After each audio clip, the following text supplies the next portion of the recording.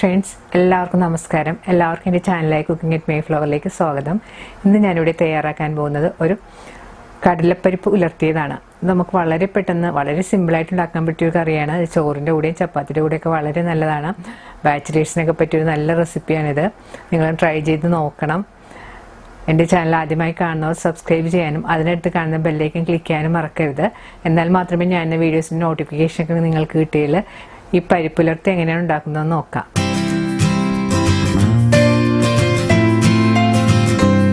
കടലപ്പരിപ്പ് ഉലർത്താനായിട്ട് ഞാനിവിടെ എത്തിയിരിക്കുന്നത് 1 കപ്പ് കടലപ്പരിപ്പാണ്. പരിപ്പ് 3-4 പ്രാവശ്യം വെള്ളം ഒഴിച്ച് നന്നായിട്ട് കഴുകിയെടുക്കണം. അതിനുശേഷം കുറച്ച് വെള്ളം ഒഴിച്ച് 30 മിനിറ്റ് കുതിർത്ത് വെക്കണം. ഞാനിവിടെ 30 മിനിറ്റ് കുതിർത്ത് വെച്ചിരിക്കുന്ന പരിപ്പാണിത്. ഇതിലേക്ക് നമുക്ക് പച്ചമുളക്, കറിവേപ്പില, ആവശ്യത്തിന് ഉപ്പുപൊടിയും 2 കപ്പ് വെള്ളവും കൂടി ഒഴിച്ചു കൊടുക്കാം. ഇനി നമുക്ക് കുക്കറൊന്ന് മൂടി ഈ പരിപ്പ് വേവിച്ചെടുക്കണം. കുക്കർ സ്റ്റൗവിൽ വെച്ചതിന് ശേഷം ഒരു 3 വിസിൽ വരുമ്പോഴത്തേക്ക് നമുക്ക് സ്റ്റവ് ഓഫ് ചെയ്തിടാം. ഇപ്പോൾ 3 വിസിലൊക്കെ വന്നു കഴിഞ്ഞ് ഇനി നമുക്ക് സ്റ്റവ് ഓഫ് ചെയ്തിട്ട് കുക്കറിന് സ്റ്റീം പോകാനായിട്ട് മാറ്റി വെക്കണം. ഇപ്പോൾ കുക്കറിന്റെ സ്റ്റീം എല്ലാം പോയിട്ടുണ്ട്. നമുക്ക് തുറന്ന് നോക്കാം. പരിപ്പ് നല്ല പാകത്തിൽ വെന്ത് വന്നിട്ടുണ്ട്. നമുക്ക് കുതിർത്ത് വെച്ച പരിപ്പായത് കാരണം ഒരു 3 വിസിൽ വരുമ്പോൾ നന്നായിട്ട് വെന്ത് കിട്ടും. പരിപ്പ് കൂടുതൽ വെന്തുടഞ്ഞു പോയത്. വെന്തുടഞ്ഞു പോയിട്ടുണ്ടെങ്കിൽ കറിക്കത്ര ടേസ്റ്റ് കാണില്ല. ഇപ്പൊ നിങ്ങൾ പരിപ്പ് വേവിക്കുന്ന സമയത്ത് പരിപ്പ് വെന്ത് കിട്ടിയില്ലെങ്കിൽ കുക്കർ തുറന്നു വെച്ച് വേവിക്കുക, അല്ലെങ്കിൽ മൂടി ഒറ്റ വിസിൽ വരെ ഒന്നും കൂടി വേവിച്ചെടുത്താലും മതി. ഇത് പരിപ്പ് താളിക്കാൻ ആവശ്യമായ ഇൻഗ്രീഡിയൻസ് ആണ്. ചെറിയ ഉള്ളി ചെറുതായിട്ട് അരിഞ്ഞത്, കറിവേപ്പില, വെളുത്തുള്ളി, കടുക്. ഇനി വേണ്ടത് കാശ്മീരി ചില്ലിപ്പൊടിയുമാണ്. ഇനി നമുക്ക് കറി ഉണ്ടാക്കാനായിട്ട് ഒരു പാൻ ചൂടാക്കാം. പാൻ ചൂടായിരുമ്പോൾ അതിലേക്ക് ആവശ്യത്തിന് വെളിച്ചെണ്ണ ഒഴിച്ചു കൊടുക്കണം. എണ്ണ നല്ലതുപോലെ ചൂടായിരുമ്പോൾ അതിലേക്ക് നമുക്ക് കടുക് ഇട്ട് പൊട്ടിക്കാം. കടുക് നല്ലതുപോലെ പൊട്ടി വരുമ്പോൾ അതിലേക്ക് അരിഞ്ഞു വെച്ചിരിക്കുന്ന വെളുത്തുള്ളി, ചെറിയ ഉള്ളി അരിഞ്ഞത്, കറിവേപ്പിലയും കൂടി ഇട്ട് നന്നായിട്ട് മൂപ്പിക്കണം. ഉള്ളി ഒരു ബ്രൗൺ കളറായി വരുന്നത് വരെ നന്നായിട്ട് വഴറ്റി കൊടുക്കണം. ഇതുപോലെയുള്ള കറികൾക്കൊക്കെ ഉള്ളി നന്നായിട്ട് മൂത്ത് വരുമ്പോഴായിരിക്കും കറിക്ക് നല്ല ടേസ്റ്റ് വരുന്നത്.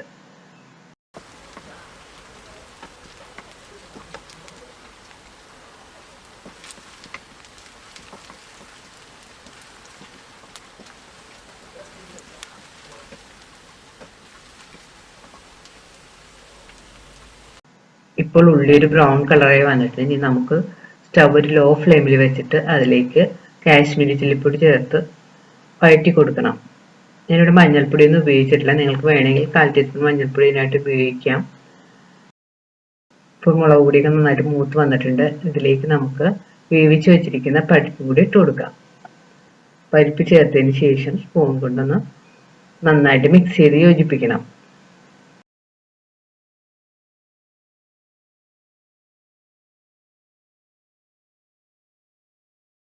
ഈ സമയത്ത് ഉപ്പ് നോക്കിയിട്ട് ആവശ്യമുണ്ടെങ്കിൽ ഉപ്പ് ചേർത്ത് കൊടുക്കണം. നമ്മൾ ഈ കടലപ്പരിപ്പിലൊത്ത് ഉണ്ടാക്കുമ്പോഴത്തേക്കും കാശ്മീരി ചില്ലി ഉപയോഗിച്ചാൽ മാത്രമേ ഇപ്പൊ ഞാൻ ചെയ്തെടുത്ത പോലെ നല്ല കളർ ഉണ്ടാവുകയുള്ളൂ. സാധാരണ മുളക് പൊടി ഉപയോഗിച്ചിട്ടുണ്ടെങ്കിൽ ഇത്ര നിറം കിട്ടൂല. ഇനി നമുക്ക് പാൻ ഒന്ന് മൂടി വെച്ച് സ്റ്റവ് ഒരു ലോ ഫ്ലെയിമിൽ വെച്ച് പരിപ്പിൽ വെള്ളം ഒന്ന് വറ്റിച്ചെടുക്കാം. ഇനി നമുക്ക് പാൻ തുറന്ന് നോക്കാം. ഇപ്പോൾ പരിപ്പിൽ വെള്ളമെല്ലാം വറ്റി വന്നിട്ടുണ്ട്. ഇനി നമുക്ക് സ്റ്റവ് ഓഫ് ചെയ്യാം. ഇപ്പോൾ നമ്മുടെ വളരെ സിമ്പിളായിട്ടും വളരെ ടേസ്റ്റി ആയിട്ടും ചെയ്തെടുക്കാൻ പറ്റുന്ന കടലപ്പരിപ്പിലടുത്ത് റെഡി ആയി കഴിഞ്ഞ് ഇത് നിങ്ങൾക്ക് ചോറിൻ്റെ കൂടെയും ചപ്പാത്തിയുടെ കൂടെയും കഴിക്കാം. നിങ്ങളും ട്രൈ ചെയ്ത് നോക്കണം.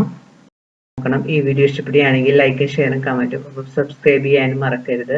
വീണ്ടും പുതിയ റെസിപ്പിയുമായി നമുക്ക് കാണാം. Thank you.